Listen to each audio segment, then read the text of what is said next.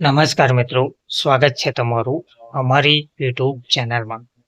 મિત્રો, હાઈકોર્ટ દ્વારા વેતન વધારાનો ચુકાદો આપતા આંગણવાડી ભરતી માટે ઉમેદવારોનો ભારે ઘસારો જોવા મળ્યો છે. ઉમેદવારોને ભારે રસ પડ્યો છે.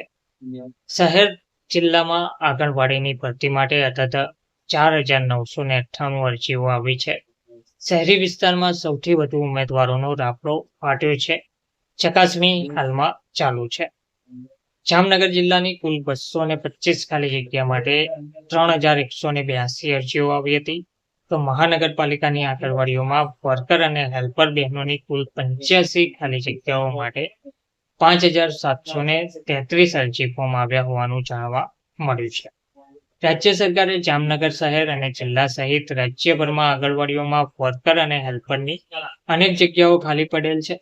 તેમાં ફરજ બજાવતી બહેનોના વેતન અંગે તાજેતરમાં હાઈકોર્ટ દ્વારા માનદ વેતનમાં વધારા અંગે હુકમ કરેલ હતો. જે બાદ ભરતી પ્રક્રિયા હાથ ધરવામાં આવેલ હતી. જેમાં 31 ડિસેમ્બરની સ્થિતિએ જોઈએ તો જામનગર મહાનગરપાલિકા હસ્તકની આંગણવાડીઓમાં વર્કરની કુલ 41 જગ્યાઓ માટે 2,281 અરજીઓ આવી છે. તો હેલ્પરની 44 ખાલી પડેલ જગ્યાઓ માટે 3,452 અરજી ફોર્મ આવ્યા હતા. તો જામનગર જિલ્લા પંચાયત હસ્તક ગ્રામ્ય વિસ્તારોમાં ચાલતી આંગણવાડીઓમાં ખાલી પડેલ વર્કરની 141 જગ્યા માટે 1,546 અરજીઓ આવી છે.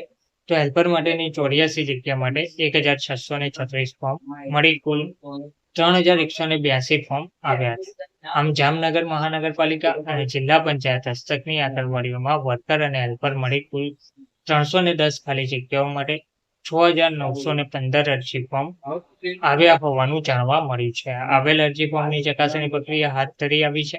જોકે ચકાસણી દરમિયાન છતીયુક્ત અનેક અરજીઓ રદ થશે.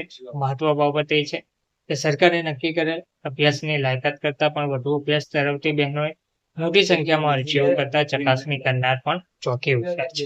ધન્યવાદ.